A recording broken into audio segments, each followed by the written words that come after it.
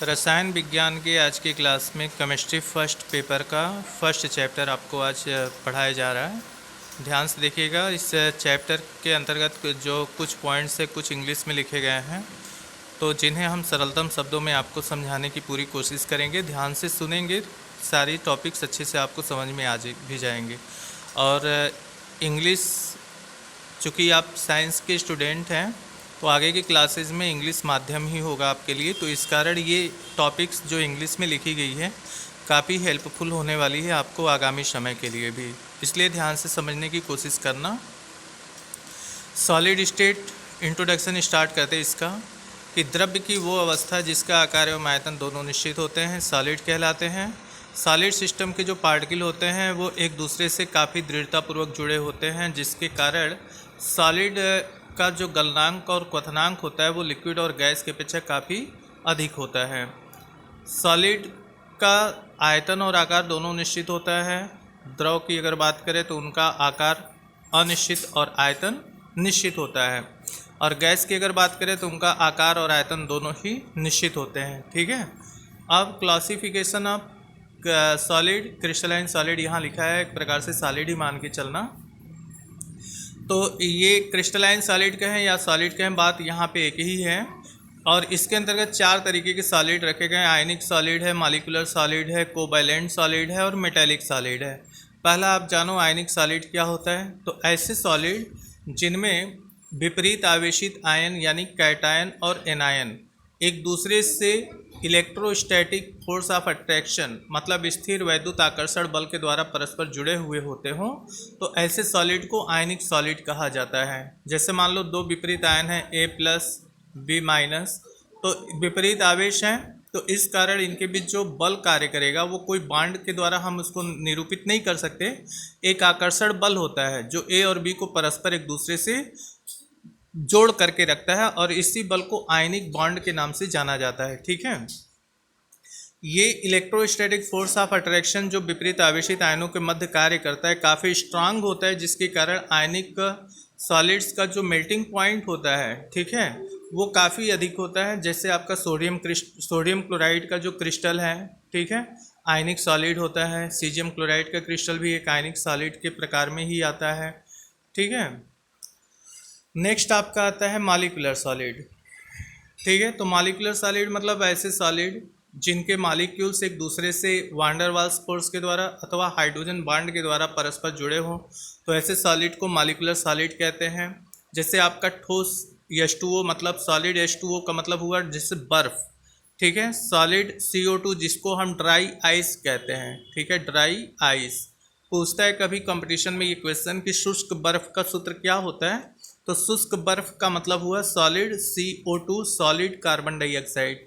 इसी तरह फास्फोरस में के क्रिस्टल में भी जो फास्फोरस के मॉलिक्यूल हैं वो भी कोवैलेंटली एक दूसरे से van der Waals force of attraction द्वारा जुड़े होते हैं। या सल्फर का जो क्रिस्टल होता है उसमें भी सल्फर के मॉलिक्यूल एक दूसरे से van der Waals force of attraction द्वारा जुड़े हुए होते हैं। चूँकि van der Waals force of attraction या फिर हाइड्रोजन बॉन्डिंग कहें, जैसे वाटर में जो होता है H2O के केस में, ठीक है, ये हाइड्रोजन बॉन्डिंग के द्वारा वाटर के मॉलिक्यूल सॉलिड फॉर्म में भी एक दूसरे से जुड़े होते हैं, और अगर ये इनको हम गर्म करते हैं तो हाइड्रोजन बॉन्ड टूट जाता है और ये वाटर का मॉलिक्यूल फ्री होकर के गैसीय अवस्था में जाने लगता है, जिसको हम कहते हैं कि वाष्पन की क्रिया चल रही है। ठीक है। कोवैलेंट सॉलिड क्या होते हैं, जिसको सहसंयोजक ठोस भी कहा जाता है। तो ऐसे सॉलिड जिनके प्रत्येक परमाणु एक दूसरे से कोवैलेंट बॉन्ड के जरिए जुड़े होते हो, ठीक है, उनको कोवैलेंट सॉलिड के नाम से जाना जाता है। कोवैलेंट बॉन्ड का निर्माण जो है परमाणुओं के बीच होता है, और ये बॉन्ड इतना मजबूत होता है कि बना हुआ क्रिस्टल का जो मेल्टिंग पॉइंट है वो आयनिक क्रिस्टल की भी तुलना में काफ़ी अधिक हो जाता है। जैसे हीरा मतलब डायमंड जो कार्बन का एक अपर रूप है, ग्रेफाइट कार्बन का ये दूसरा एक अपर रूप है, इनके क्रिस्टल्स जो होते हैं वो काफ़ी हार्ड एंड स्ट्रांग होते हैं, जिसके और इसका रीजन क्या है, इनके एटम्स के मध्य कोवैलेंट बॉन्ड का निर्माण होना। ठीक है, कोवैलेंट बॉन्ड का बनना, ये बॉन्ड बनने के कारण ये बॉन्ड काफ़ी मजबूत भी होता है, जिसके कारण प्रत्येक जो एटम्स होते हैं एक दूसरे के साथ काफ़ी टाइटली जुड़ जाते हैं, और बने हुए क्रिस्टल की जो मेल्टिंग पॉइंट होती है वो काफ़ी अधिक हो जाती है, अति उच्च हो जाती है। मेटेलिक सॉलिड की अगर बात करें तो जैसे मेटेलिक सॉलिड का निर्माण सिर्फ मेटल आयनों के द्वारा ही होता है।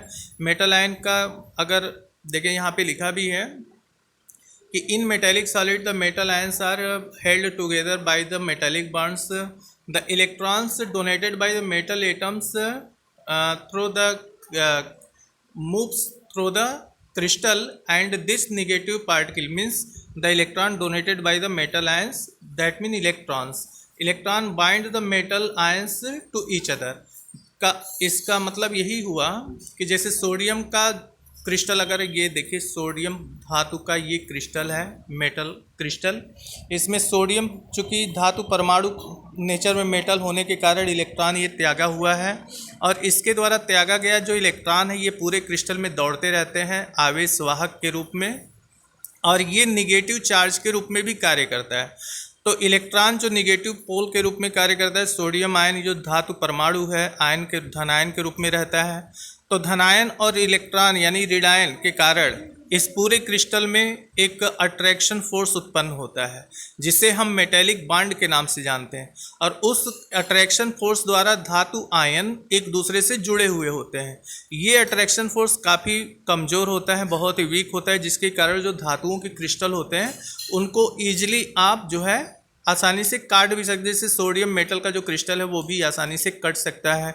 मतलब मेटेलिक बॉन्डिंग जो होती है वो बहुत स्ट्रांग नहीं होती है, ये भी एक वीक बॉन्ड होता है जो आसानी से टूट सकता है, थोड़ा ही टेम्परेचर देने पे ये आसानी से टूट भी जाते हैं। क्लासिफिकेशन ऑफ सॉलिड के अंतर्गत दो तरीके की सॉलिड, जैसे एक होता है क्रिस्टलाइन सॉलिड, ठीक है, क्रिस्टलाइन, और एक होता है एमार्फस। तो क्रिस्टलाइन सॉलिड और एमार्फस सॉलिड परिभाषा दोनों की अलग अलग जान लो कि क्रिस्टलाइन सॉलिड ऐसे सॉलिड होते हैं जिनके एटम या मॉलिक्यूल या आयन जिनसे मिल करके वो बना हुआ होता है, वो एक रेगुलर ऑर्डर में पूरे क्रिस्टल में व्यवस्थित रहते हैं, ठीक है। जैसे कोई भी आयनिक क्रिस्टल है तो उसमें एक कैटायन होगा, एक एनायन होगा।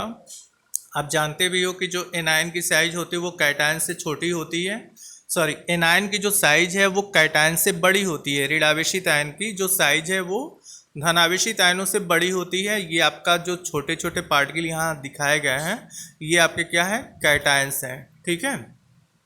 तो देखिए इसमें जितने पार्टिकल हैं क्रम से एक दूसरे के साथ व्यवस्थित हुए हैं, लेकिन एमार्फस सॉलिड में क्या होता है, कोई रेगुलर ऑर्डर नहीं होता है, ठीक है। मतलब अव्यवस्थित क्रम में ये पार्टिकल एक दूसरे से जुड़े हुए होते हैं, ठीक है। अव्यवस्थित क्रम होता है पार्टिकल्स का, कोई रेगुलर ऑर्डर नहीं होता है। पार्टिकल की अव्यवस्था ही एमार्फस सॉलिड की पहचान होती है। अब इसमें जो क्रिस्टलाइन सॉलिड होता है इनका बॉइलिंग पॉइंट या मेल्टिंग पॉइंट कहा जाए, मेल्टिंग पॉइंट ही कहना ज़्यादा बेहतर होगा क्योंकि ये सॉलिड फॉर्म में है, तो इनका मेल्टिंग पॉइंट शार्प होता है, ठीक है, शार्प। और एमार्फस सॉलिड का जो मेल्टिंग पॉइंट होता है वो माइल्ड होता है, ठीक है। तो इन शब्दों का अर्थ समझ लो, शार्प और माइल्ड का मतलब ये हुआ कि क्रिस्टलाइन सॉलिड का अगर हमने मेल्टिंग पॉइंट कह दिया 110 डिग्री सेंटीग्रेड, तो एक इसको आप गर्म करना शुरू करो तो 110 से 112 डिग्री सेंटीग्रेड तक जाते जाते इसकी पूरी मात्रा पिघल जाएगी। तो डिफरेंस कितने का इसमें आ रहा है, केवल 2 डिग्री का, ठीक है, 2 डिग्री सेंटीग्रेड का इसमें डिफरेंस आ रहा है। और अगर हमने एमार्फस सॉलिड का गलनांक कह दिया 90 डिग्री सेंटीग्रेड, तो 90 डिग्री पे अगर इसको आप बॉयल करो, गर्म करो, हीट करो, तो ये मेल्ट करना शुरू कर देगा, पिघलना शुरू कर देगा, और पिघलते पिघलते 130 डिग्री सेंटीग्रेड तक आते आते इसकी पूरी मात्रा पिघल पाती है। तो यहाँ डिफरेंस आप देखिए काफ़ी बड़ा आ रहा है, 40 डिग्री सेंटीग्रेड का अंतर आ रहा है एमार्फस सॉलिड में। तो काफ़ी ज़्यादा जब टेम्परेचर में डिफरेंस आए, मतलब एक निश्चित तापमान से भी काफ़ी उच्च तापमान तक इसकी पूरी मात्रा यदि पिघलती है, तो इस तरह का melting point mild melting point कहलाता है। लेकिन अगर अपने निश्चित मेल्टिंग पॉइंट पर अगर कोई सॉलिड सिस्टम पूरी तरह से मेल्ट कर जाता है तो वो आपका शार्प मेल्टिंग पॉइंट कहलाता है, जो कि क्रिस्टलाइन सॉलिड का होता है। और एमार्फस सॉलिड का जो मेल्टिंग पॉइंट होता है वो माइल्ड होता है। इसके बाद जो क्रिस्टलाइन सॉलिड होते हैं, जैसे crystalline solid, amorphous solid, crystalline solid जो होते हैं एन एन आइसोट्रॉपिक होते हैं, एन आइसोट्रॉपिक। और ये जो होता है एमार्फस सॉलिड आइसोट्रॉपिक होता है। एन आइसोट्रॉपिक का मतलब क्या हुआ और आइसोट्रॉपिक का मतलब क्या हुआ? तो एन आइसोट्रॉपिक का मतलब ये है, जैसे ये मैंने बना रखा, क्रिस्टलाइन सॉलिड के प्रत्येक भाग का जो गुणधर्म होगा वो अलग अलग होगा। तो जब प्रत्येक भाग का गुणधर्म अलग अलग हो तो इस प्रॉपर्टी को एन आइसोट्रॉपिक कहते हैं। लेकिन अगर सभी भाग का प्रत्येक भाग का गुणधर्म अगर एक समान है तो वो प्रॉपर्टी क्या कहलाती? आइसोट्रॉपिक प्रॉपर्टी कहलाती है। तो इसमें जैसे हम एक प्रॉपर्टी की बात करें तुलना के लिए, क्रिस्टलाइन सॉलिड ये, एमार्फस सॉलिड ये, तो जो एक रिफ्रैक्टिव इंडेक्स जिसको अपवर्तनांक कहते हैं, ठीक है, रिफ्रैक्टिव इंडेक्स की अगर बात करें तो ये आपका क्रिस्टलाइन सॉलिड है, ठीक है, ये क्रिस्टलाइन सॉलिड ऐसे, और ये आपका एमार्फस सॉलिड आपका हो गया, एमार्फस सॉलिड।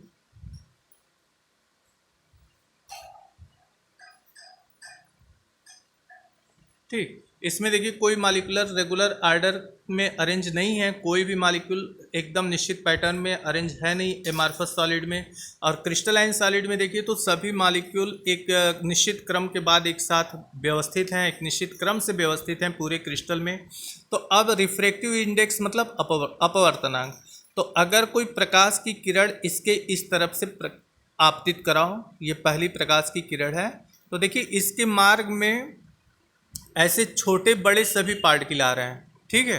तो इसका अपना एक निश्चित अपवर्तनांक होगा पहली किरण का। दूसरी किरण को ऐसे आप आपतित कराइए, ऐसे निकल रही है दूसरी किरण, ठीक है। तो अब दूसरी किरण के मार्ग में देखिए सिर्फ छोटे छोटे पार्टिकल आ रहा है, तो इसका अपवर्तनांक कुछ और होगा। तीसरी किरण ये आप आपतित कराओ, तो ये तीसरी किरण जो जा रही है इसके मार्ग में देखो सिर्फ बड़े बड़े पार्टिकल आ रहे हैं, तो इसका अपना दूसरा अपवर्तनांक होगा। मतलब अलग अलग डायरेक्शन में जब प्रकाश की किरण आपतित करा रहे हैं तो इसी क्रिस्टलाइन सॉलिड के अपवर्तनांक भिन्न भिन्न आ रहे हैं। लेकिन एमार्फस सॉलिड में जब आप ऐसे प्रकाश की किरण एक आपतित कराइए, एक प्रकाश की किरण ऐसे आपतित कराओ, ठीक है, एक प्रकाश की किरण आप ऐसे आपतित कराइए, तो देखिए इनके प्रत्येक मार्ग में छोटे बड़े सभी कण आ जा रहे हैं, ठीक है। तो इनके सभी भागों का जो अपवर्तनांक होगा वो एक समान होगा। सभी दिशाओं में जो प्रकाश की किरणें आ रही हैं उन सबका जो रिफ्रैक्टिव इंडेक्स होगा वो एक समान होगा। मतलब ये आइसोट्रॉपिक नेचर के होते हैं और क्रिस्टलाइन सॉलिड क्या होता है? एनाइसोट्रॉपिक होता है। तो देखो इसमें परिभाषा भी लिखी है कि crystalline solid are such type of solids in which the particles और एटम्स और आयंस, मतलब जिनसे मिलकर के वो बना हुआ है, are arranged in the regular pattern, एक निश्चित क्रम में व्यवस्थित रहते हैं। और ऐसे सॉलिड को क्रिस्टलाइन सॉलिड कहते हैं और ये नॉन कंप्रेसिबल होते हैं। जबकि एमार्फस सॉलिड क्या होता है? वो कंप्रेसिबल होता है। ये हैविंग शार्प मेल्टिंग पॉइंट और उनका क्या होता है? माइल्ड होता है, ठीक है। ये एनाइसोट्रॉपिक होते हैं, एमार्फस क्या होता है? आइसोट्रॉपिक होता है। और crystalline solid have different properties in the different direction, मतलब भिन्न भिन्न दिशाओं में इनके गुणधर्म क्या होते हैं? भिन्न भिन्न होते हैं, ठीक है। एमार्फस सॉलिड की अगर बात करें तो एमार्फस सॉलिड में आपका जो पार्ट अभी इसकी परिभाषा आपको बताया गया एमार्फस सॉलिड कि एमार्फस सॉलिड को एक और नाम से जाना जाता है स्यूडो सॉलिड के नाम से। तो in this type of solid the particles, मतलब जिनसे मिलकर के बना है एटम अथवा आयन, जिनसे मिलकर के वो सॉलिड बने हुए हैं, ठीक है, are arranged in the irregular pattern, मतलब अव्यवस्थित क्रम में जुड़े हुए होते हैं। Amorphous solid are mostly super cooled liquid, मतलब जो एमार्फस सॉलिड होते हैं वो सुपर कूल्ड लिक्विड माने जाते हैं। जैसे आपका कांच है, ग्लास है, ये सुपर कूल्ड लिक्विड होता है। और इरेजर मतलब जिससे आप लोग पेंसिल से लिखी गई चीज़ों को मिटाते हैं, वो रबड़, वो भी आपका एक एमार्फस सॉलिड है। पैराफिन मोम भी एमार्फस सॉलिड के अंतर्गत आता है। अब यूनिट सेल क्या है, ध्यान से समझिएगा। क्रिस्टल की यहाँ पे सॉलिड सिस्टम के स्ट्रक्चर्स की शुरुआत यहीं से होती है। तो the smallest repeating unit by which we can get the complete structure of the crystal, मतलब किसी भी क्रिस्टल की वो छोटी से छोटी इकाई जिसको बार बार रिपीट करने से पूरे क्रिस्टल की संरचना प्राप्त होती है, वो आपका यूनिट सेल कहलाता है। ठीक, जैसे मान लीजिए ये आप कोई सॉलिड के पार्टिकल्स हैं, एक दूसरे से ऐसे जुड़े हुए हैं, ठीक है, इस तरीके से एक दूसरे के कांटेक्ट में जुड़े हुए हैं। ध्यान से देखिएगा, इनके स्ट्रक्चर्स आसान नहीं होते हैं बनाना।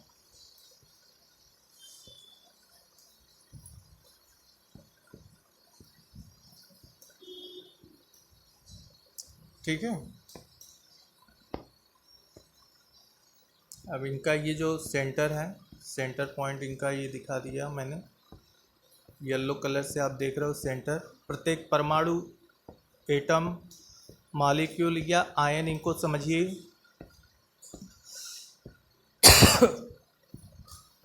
ठीक है, अब इनको ऐसे मिला दीजिए, ऐसे मिला दिया, फिर ऐसे इनको भी मिला दीजिए, इसको ऐसे, ये यहाँ, इसको ऐसे मिला दो, ये देखो एक यूनिट सेल बन गया। तो अब देखो ये जो आप क्रिस्टल की डिजाइनिंग देख रहे हैं इस, ठीक है, ये एक यूनिट सेल हो गया। ठीक है, अब इसी को आप ऐसे आगे आप चाहो तो ऐसे प्रोसीड करो दूसरे एटम के साथ। ठीक है, इसको इधर से प्रोसीड कर दीजिए, इनको ऐसे मिला दीजिए। ठीक है, इसी तरह इसको ऐसे प्रोसीड करो, इसको ऐसे बढ़ाओ, इसको ऐसे मिला दो, इसको यहाँ से मिला दीजिए और इसको यहाँ से मिला दीजिए। देखो ये दूसरा यूनिट सेल बन गया। ठीक है, अब इसी तरह से इनको आप जैसे जैसे आगे प्रोसीड करते जाएंगे, ठीक है, ऐसे जैसे जैसे आप आगे प्रोसीड करते जाएंगे नए नए यूनिट सेल बनते जाएंगे, और यूनिट सेल के बनते रहने के साथ साथ पूरा क्रिस्टल बन करके आपका तैयार हो जाएगा। इसी तरह से इसके ऊपर भी होगा क्रिस्टल, ऊपर के साइड में भी क्रिस्टल होंगे, नीचे की साइड में भी क्रिस्टल्स बने होंगे। ठीक है, तो इसमें सबसे छोटी इकाई यही थी। ठीक है,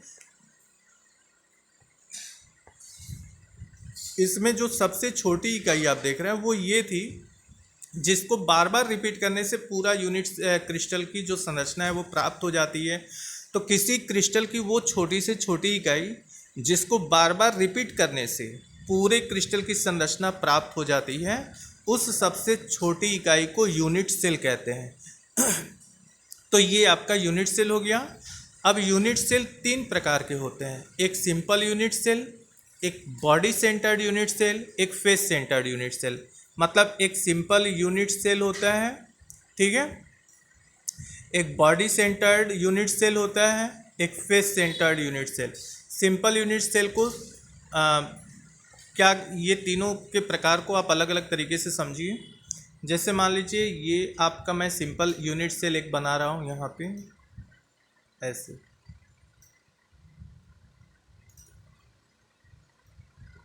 ये हो गया। अब इसमें होता क्या है कि ये यूनिट सेल के 8 शीर्ष पर 8 एटम्स ऐसे व्यवस्थित होते हैं, ऐसे, ठीक। अब प्रत्येक एटम एक दूसरे से जुड़ा हुआ होता है। एक यहाँ पे होगा, जितने शीर्ष होंगे इनके कुल 8 शीर्ष थे, तो 8 एटम्स प्रत्येक शीर्ष पे ऐसे जुड़े होते हैं। और एक बात ये भी ध्यान रखिएगा कि किसी भी शीर्ष पर जुड़ा हुआ एटम का 1/8 भाग ही एक यूनिट सेल के अंदर होता है, बाकी 7/8 भाग पे अधिकार अन्य यूनिट सेलों का होता है। मतलब 7/8 भागों पर अलग अलग यूनिट सेल इसी एटम से जुड़े होंगे एक शीर्ष के। इसी तरह ये बात अन्य शीर्षों के एटम पर भी लागू होती है।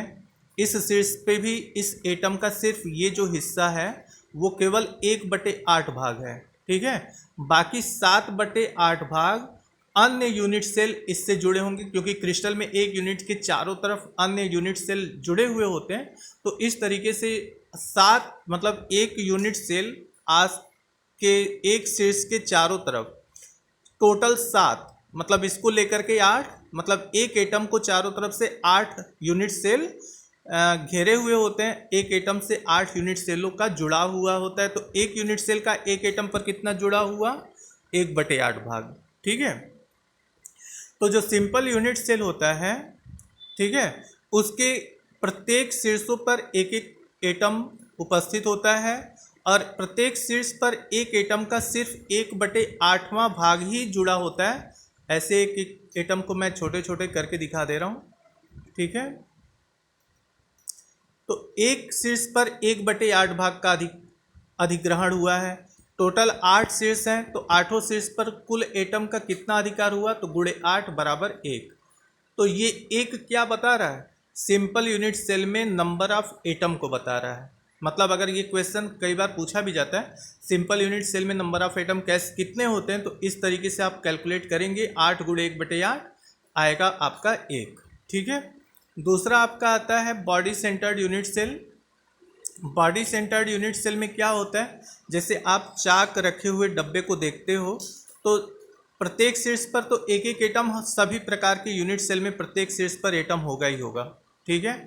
लेकिन बॉडी सेंटर्ड में क्या होता है कि इनसाइड ऑफ द क्रिस्टल, मतलब यूनिट सेल के अंदर, जैसे चाक डब्बे के अंदर रखा होता है, वैसे ही एक परमाणु यूनिट सेल के इनसाइड उपस्थित होता है और इस अंदर जो एटम उपस्थित है उस पर किसी और यूनिट सेल का कोई अधिकार नहीं होता है, सिर्फ उसी यूनिट सेल का ही अधिकार होता है। तो नंबर ऑफ एटम अगर इसमें आप निकालना चाहेंगे तो शीर्षों पर एटम की संख्या 8 गुणे 1/8 हो जाएगी, ठीक। और inside of the unit cell एक है, तो वो एक एटम इसमें आप जोड़ेंगे तो एक एक आ जाएगा 2। Total 2 atom body centred unit cell में उपस्थित होते हैं, ठीक है। ये बहुत ही इंपॉर्टेंट है क्योंकि आपके न्यूमेरिकल्स जो भी आएंगे वो उसमें नंबर ऑफ एटम कैलकुलेट करना ही पड़ेगा आपको, इसलिए ध्यान से समझिएगा। फेस सेंटर्ड यूनिट सेल में क्या होता है कि प्रत्येक शीर्षों पर एटम आप देख रहे हैं और साथ ही साथ जो 6 फलक होते हैं, ठीक है, यूनिट सेल के जो 6 फलक होते हैं, इन प्रत्येक फलकों पर भी एक एक परमाणु उपस्थित होता है, ठीक है। प्रत्येक फलक पर एक एक परमाणु उपस्थित होता है। और देखो जैसे इसमें ऐसे आप बना सकते हो इसको, ये देखिए ये आपका एक यूनिट सेल, इसके ऊपर, ठीक है, क्रिस्टल में एक के ऊपर एक यूनिट सेल इस तरीके से होते हैं। इस तरीके से इनको आप जोड़िए, इनको भी आप ऐसे जोड़ सकते हो, ऐसे ऐसे मिला दो, ये हो गया इसके ऊपर, ठीक है। तो एक एक मतलब प्रत्येक फलक पर एक एटम है, तो इस एटम का 50% भाग नीचे वाला यूनिट सेल पे है और 50% भाग ऊपर वाले यूनिट सेल पे है। इसी तरह इस फलक पर जो एटम है 50% इस बीच वाले यूनिट सेल का अधिकार है, 50% इसके ऊपर वाले यूनिट सेल का अधिकार हुआ। तो टोटल इसी तरह 6 फलक होंगे, तो इधर इस साइड में भी कोई कांटेक्ट में होगा यूनिट सेल, इस साइड भी कोई कांटेक्ट में होगा यूनिट सेल। तो टोटल 6 फलकों पर एक फलक पर 1/2 का अधिकार है। मतलब एक फलक पर उपस्थित परमाणु पर 1/2 अधिकार एक यूनिट सेल का होता है। तो 6 फलकों पे कितना हो जाएगा, टोटल 3। मतलब 6 फलकों पे कुल एटम कितने होंगे एक यूनिट सेल में, 3। और शीर्षों पे कितने आते हैं, 8 गुणे 1/8 मतलब 1, तो टोटल कितने हो गए, 4। मतलब फेस सेंटर्ड यूनिट सेल में कुल नंबर ऑफ एटम कितने हो जाएंगे, 4, ठीक है। अब इसके बाद आपका नेक्स्ट पॉइंट आता है रेडियस, ठीक है। रेडियस कैसे आप डिटरमाइन करेंगे, तो यूनिट सेल में होता क्या है, ध्यान समझना। ये आपका एक सिंपल यूनिट सेल है। किसी भी क्रिस्टल में ये जो आप लंबाई चौड़ाई या ऊंचाई जो भी आप देखते हैं, ये कोई स्टिक या कोई बांड नहीं होता है। एक्चुअली होता क्या है, ये तो एक इमेजिनरी लाइन होती है, इसमें एटम्स इस तरह से जुड़े हुए होते हैं और जुड़कर एक क्यूबिक संरचना प्रस्तुत करते हैं। तो देखो एक एटम की त्रिज्या मान लीजिए स्मॉल r है और पूरी लेंथ ये इसकी लंबाई स्मॉल a है, तो त्रिज्या क्या हो जाएगी, इसकी आधी हो जाएगी पूरी लंबाई की, यानी जो त्रिज्या r बराबर हो जाएगा वो a/2। ये सिंपल यूनिट सेल के लिए है। तो सिंपल यूनिट सेल का रेडियस पूछे तो एक कोर की लंबाई अगर देता है तो उस लंबाई का आधा आप कर दीजिए, तो वो उसकी त्रिज्या आ जाएगी। मतलब उस एटम की त्रिज्या जिस एटम से मिलकर सिंपल यूनिट सेल बना है, ठीक है। बॉडी सेंटर्ड यूनिट सेल का अगर हमें रेडियस निकालना है तो देखिए बॉडी सेंटर्ड यूनिट सेल में यूनिट सेल पहले बना लीजिए, सिंपल होगा। आप थोड़ा सा और अच्छे से समझ जाओगे। ये अब प्रत्येक शीर्ष पर एटम होगा ही होगा, ठीक है।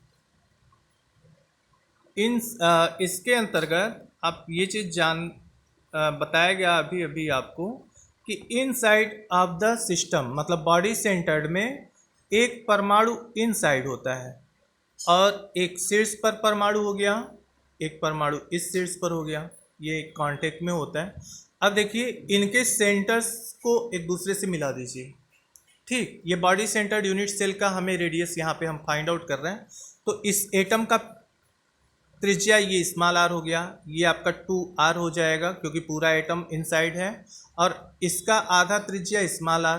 तो टोटल कितनी हो गया, टोटल हो गए आपके 4r। यहाँ से यहाँ तक की टोटल डिस्टेंस क्या हो गई 4r, ठीक है। तो ये 4r बराबर क्या होगा, कैसे निकालेंगे, लंबाई का वर्ग प्लस चौड़ाई का वर्ग प्लस ऊंचाई का वर्ग। तो प्रत्येक की लेंथ समान है, आपने ए मान लिया है, ठीक है। तो ये भी करड़ी के अंदर ही है प्लस के रूप में। तो 4r बराबर हो जाएगा ए करड़ी में 3, ठीक है। या r बराबर क्या हो जाएगा a√3/4। ये बॉडी सेंटर्ड यूनिट सेल का रेडियस हो गया, ए करड़ी में 3/4, ठीक। अब इसी तरह से आप फेस सेंटर्ड यूनिट सेल का भी निकाल सकते हो radius. Face centred unit cell का देखिए यहाँ पे फेस पे ये एटम आपका फेस पे है, एक एज पे हो गया, एक फेस पे हो गया, एक एज पे। तो यहाँ पे एक ही फलक पर तीनों एटम उपस्थित हैं। तो ये त्रिज्या आपकी हो गई 2r, बीच वाले एटम की हो गई, किनारे किनारे वाले एटम की स्मॉल r, तो हो जाएगा आपका 4r का होल स्क्वायर बराबर। अब ये रेडियस आप कैसे निकालेंगे, पाइथागोरस का प्रमेय यहाँ से आप लगा सकते हो। लंबाई a है, चौड़ाई a है, ठीक है। लंब और आधार हो गया a और ये आपका कर्ण हो गया 4r। तो क्या होता है, कर्ण का वर्ग बराबर लंब का वर्ग प्लस आधार का वर्ग। तो 4r square equal to a square plus a square. तो r बराबर इसको कैलकुलेट करेंगे तो a करड़ी में 2/4, ठीक है। तो a करड़ी में 2/4 ये फेस सेंटर्ड यूनिट सेल का रेडियस हो गया। मतलब सिंपल यूनिट सेल का रेडियस r बराबर आपका आया था a/2, बॉडी सेंटर्ड के लिए r बराबर आया था a√3/4, और फेस सेंटर्ड यूनिट सेल का आपका आ गया a√2/4। तो ये रेडियस निकालने के लिए भी एग्जाम में पूछे जाते हैं क्वेश्चन, इनको भी आप ध्यान से नोट कर लेना, ठीक है। और आज के लिए इतना ही, और इसके आगे की वीडियो में सॉलिड स्टेट के और भी इम्पॉर्टेंट टॉपिक्स आपको बताए जाएंगे। आज के लिए अब इतना ही।